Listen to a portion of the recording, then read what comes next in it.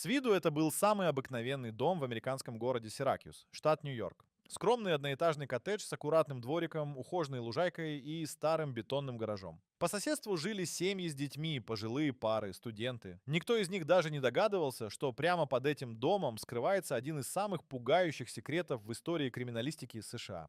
Имя Джон Томас Джамельски почти 3 десятилетия не вызывало никаких подозрений. Родившийся в начале 30-х годов, он был вежливым, сдержанным, немного замкнутым, но не опасным в глазах окружающих.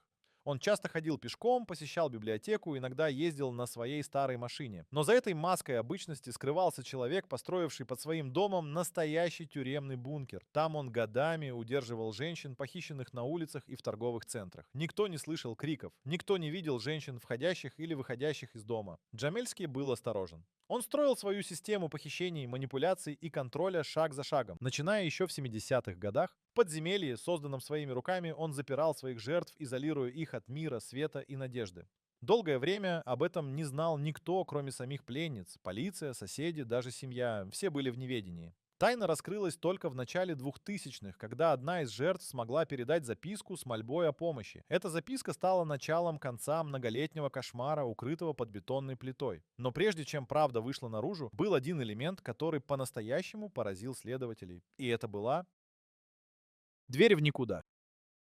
Когда полиция впервые вошла в дом Джамельски, все выглядело подозрительно, обыденно. Старый интерьер, минимализм, отсутствие признаков женского присутствия. Но один элемент насторожил следователей. В углу бетонного гаража находилась небольшая, едва заметная крышка люка.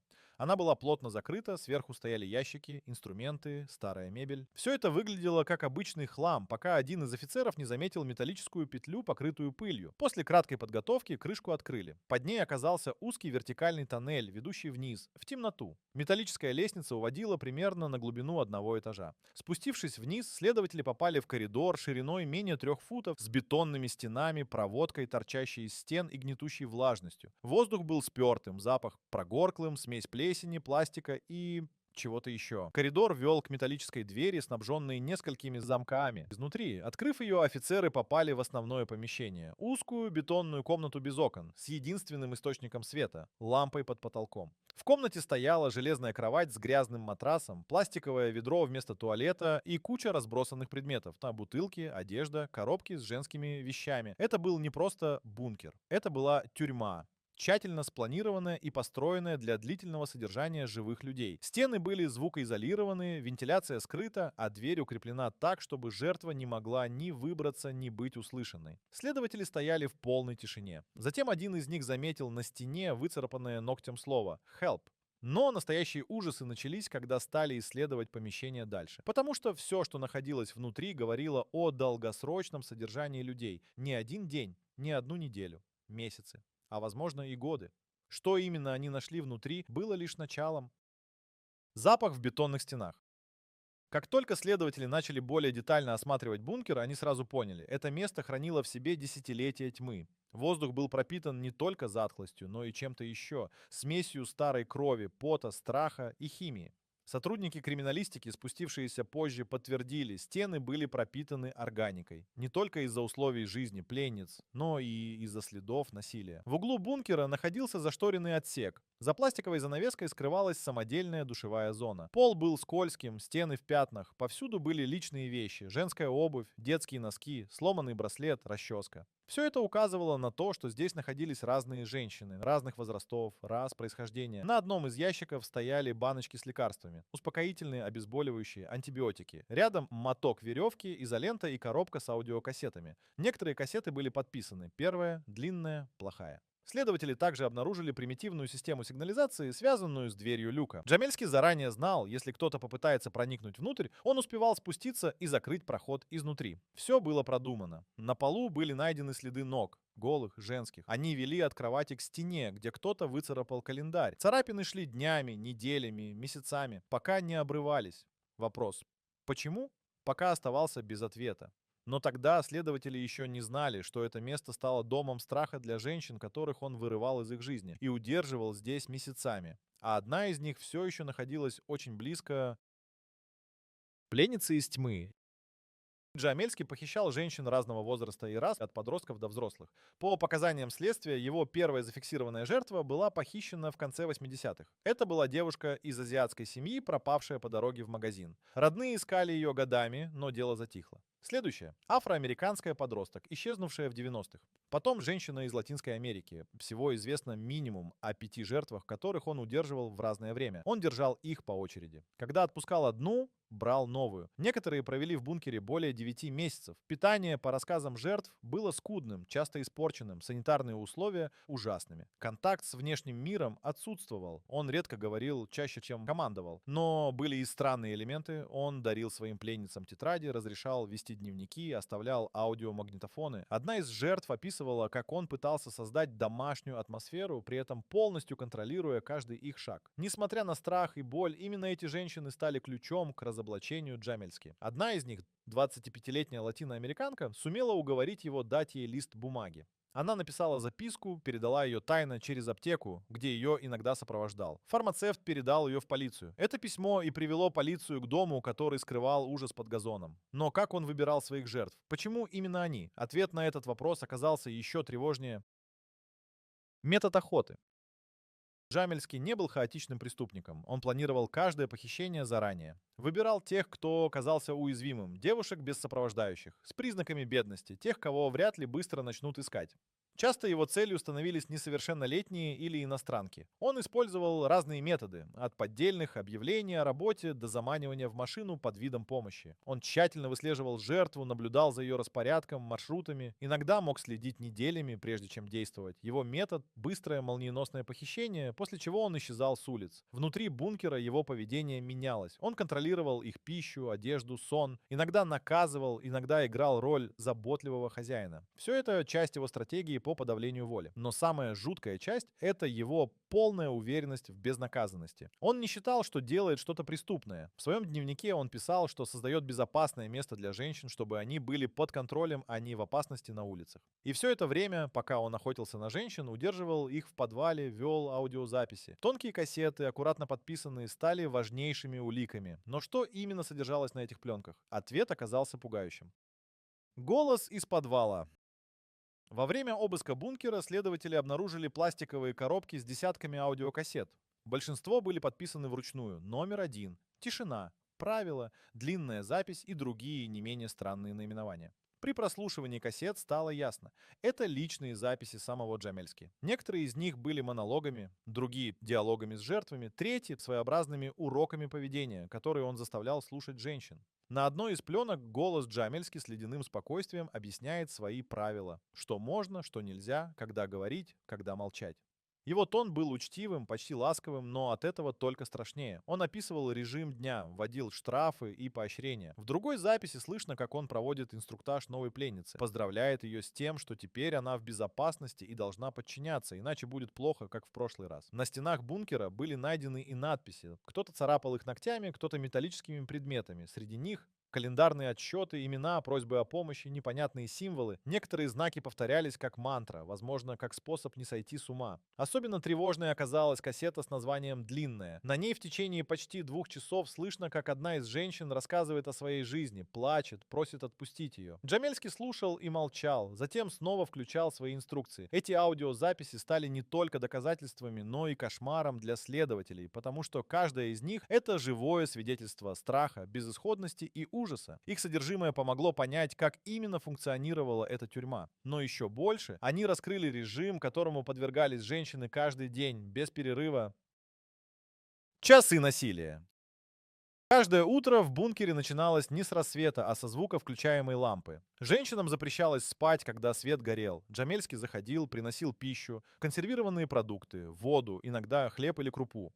Он требовал молчания, покорности, иногда задавал вопросы и записывал ответы. Жертвы рассказывали, что дни сливались в единый поток. Без часов, окон и ориентиров время теряло смысл. Он приходил по своему графику. Иногда каждый день, иногда с перерывами. От этого страх только усиливался. Насилие было не только физическим, но и психологическим. Он манипулировал, заставлял петь, танцевать, рассказывать истории. Иногда угрожал, что заменит пленницу, если она будет непослушной. Все это сопровождалось записями на кассеты, которые он потом переслушивал. Одну из женщин он заставлял вести дневник послушания. Каждый день она писала, как себя вела, что сделала правильно, за что была наказана. Эти тетради были найдены и также стали уликами. Письмо, адресованное будущей пленнице, стало особенно пугающим. В нем жертва умоляла ту, кто будет здесь после нее, не терять надежду и помнить, что она не одна. Бункер был не просто местом заключения. Это была система подавления личности, постепенного превращения живого человека в тень.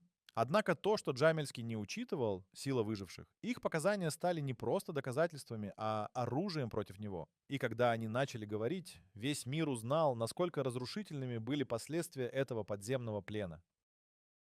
Сломанные судьбы.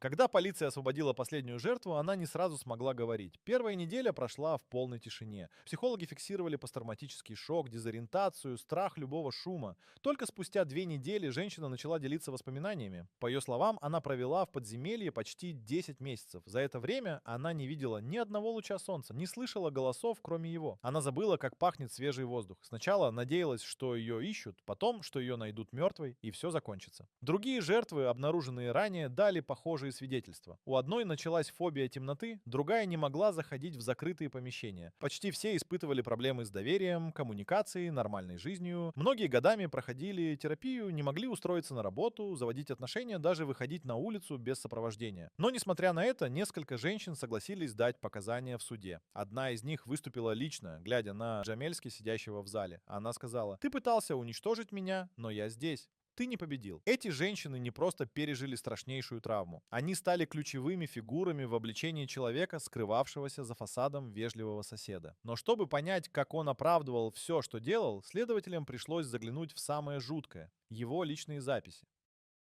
Секреты дневника. Во время обыска дома и гаража полиция обнаружила несколько блокнотов, папок и стопку исписанных листов. Это были дневники самого Джамельски. Он вел их десятилетиями. В них он описывал наблюдения за потенциальными жертвами, планировал похищения, фиксировал свои мысли и ощущения от происходящего. Но больше всего поразили записи, где он оправдывал свои действия. В одном из блокнотов он писал, что мир слишком опасен для женщин, и он делает им услугу, забирая в безопасное место. Он сравнивал себя с пастухом, а пленниц с беспомощными существами, которым нужен контроль. Он называл бункер убежищем, себя куратором порядка. И нигде в его записях не было ни капли раскаяния. Все, что он делал, он считал логичным, обоснованным, почти благородным. Это было особенно страшно. Он не думал, что он чудовище. Он думал, что он порядок в хаосе. В одном из последних записей он жаловался на повышенное внимание к исчезновениям, что теперь сложнее работать и приходится быть осторожным. Психологи, анализировавшие дневники, пришли к выводу: Джамельский обладал ярко выраженной манией контроля и отсутствием эмпатии. Он был не просто преступником, он хищник, убежденный в своей правоте. И только одно событие остановило его навсегда. День ареста. Все изменилось весной 2003 года. Именно тогда одна из жертв после месяцев заточения сумела обмануть Джамельски и передать записку с просьбой о помощи. Это произошло в аптеке. Он иногда выводил ее туда, контролируя каждый шаг. Пока он отвлекся, она вложила бумажку в упаковку таблеток и оставила ее на прилавке. Фармацевт заметил ее, прочитал и сразу вызвал полицию. Через 2 суток полиция установила адрес. Они приехали, начали с допроса самого Джамельски. Тот сначала все отрицал, вел себя спокойно, но запутался в показаниях. Затем, уже при повторном визите, полиция предъявила ордер, вошла в дом и вскоре обнаружила люк в гараже. Сам арест прошел без сопротивления. Джамельский не пытался бежать, не спорил, просто молчал. Он даже не задавал вопросов. Когда его везли в участок, один из офицеров сказал: «Ты понимаешь, что тебе конец?» И Джамельский кивнул. После ареста начался масштабный допрос, сбор улик и подготовка к суду. Амир впервые узнал имя человека, который почти 20 лет держал женщин в аду. Прямо под землей, в самом сердце жилого района. Суд тьмы. Судебный процесс над Джоном Джамельски начался осенью 2003 года и вызвал широкий общественный резонанс. Впервые СМИ массово рассказали об этом деле, открыв детали, которые ранее не публиковались. Обвинение выдвинуло против него 5 основных пунктов. Все касались похищений и насильственных удержаний женщин. За каждый из них полагался длительный срок лишения свободы, вплоть до пожизненного заключения. На суде Джамельский выглядел спокойным, почти безэмоциональным. Он признал вину, не пытаясь защищаться. Это, по мнению прокуратуры, лишь подтвердило его уверенность в собственной правоте. Он не раскаивался, а просто принял исход.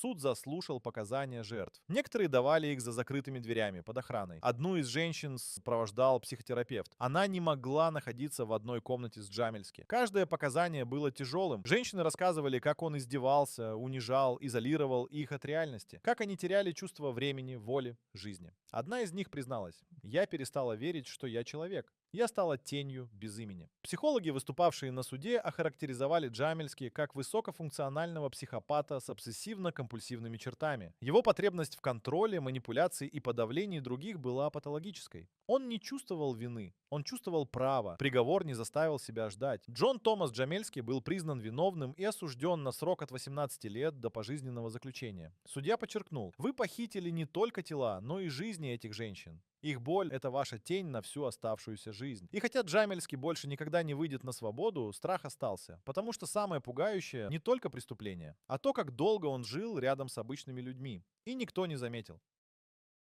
Он жил среди нас. Когда имя Джон Джамельски впервые прозвучало по телевидению, соседи были в шоке. Один из них, пенсионер, сказал: «Он был тихим, всегда здоровался, никогда бы не подумал». Владелец местного магазина вспоминал, как Джамельский покупал консервы, крупы, дешевые товары. Все выглядело буднично. Журналисты, приехавшие на улицу, где он жил, опрашивали местных. Никто не слышал шумов, криков, подозрительных звуков. Все объяснялось просто. Дом стоял на углу, в стороне от остальных. Люди не заглядывали во двор, не интересовались его жизнью. В итоге, рядом с ними годами существовала тюрьма, о которой не знал никто. Некоторые соседи признались, что чувствуют вину, что, возможно, могли заметить. Но реальность была куда страшнее. Джамельский умело прятался за маской обычного человека. И таких, как он, может быть больше. После ареста начали массово проверять подвалы, участки, гаражи в округе. Полиция усилила контроль за сообщениями о пропажах. История Джамельски стала тем самым звоночком, который дал понять: зло может быть ближе, чем кажется. Журналисты дали ему прозвище «Сиркуэйский мастер подземелий». Психиатры — контролирующий нарцисс. Но больше всего его запомнили как человека, который жил среди людей и прятал ад под газоном. Финал в тишине. После суда дом Джамельски был опечатан, позже его продали с аукциона, бункер залили бетоном, чтобы никто не мог туда попасть. Некоторые активисты предлагали снести все здание, как символ ужаса, который оно скрывало.